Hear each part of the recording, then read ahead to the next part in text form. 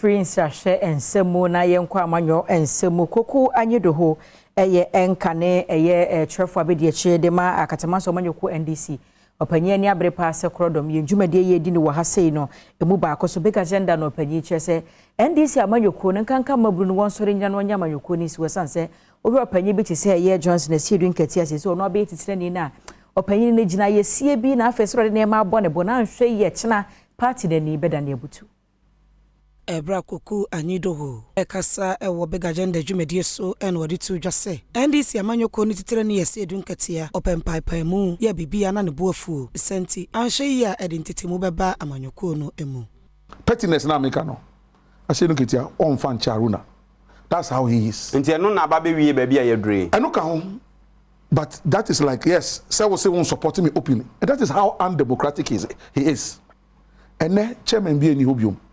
There is no covering for Ashedun Ketia. Ono na chairman, a senior leader, party ni kandini because your constitution no opposition say or a chairman inti no covering. And it's a 4-year mandate. Na say ya dia mawo 1 month worry mandate no. Amanaka dompe say dompe de kra wo ho we don't know, but you have whittled away your goodwill.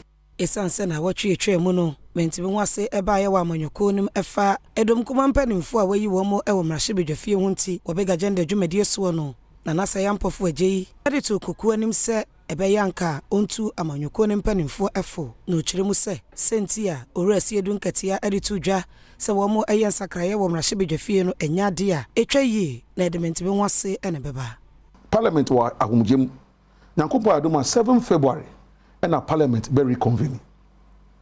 Per the rules of engagement, all can say, Bagbin is the Speaker of the Republic of Ghana. Not the NDC Speaker. Only NDC Speaker. But that's how I said chooses to feed our base with this kind of uneducated stuff. Into who person when you bring a watch on the crown massa general accounting. The crackrano. Osanka de to asose General Mosquito odi twetwe for di breno eche na adwuma no wo ye na brebia no nyomanfo e mane so no asene. So out of the 17-18 years the mitigating factor protocol say the mitigating factor and say he will be a chairman. Exactly, there will always be a chairman who presides ultimately at meetings. Into a chire so chairman for no nim ni ombeye na adwobreo.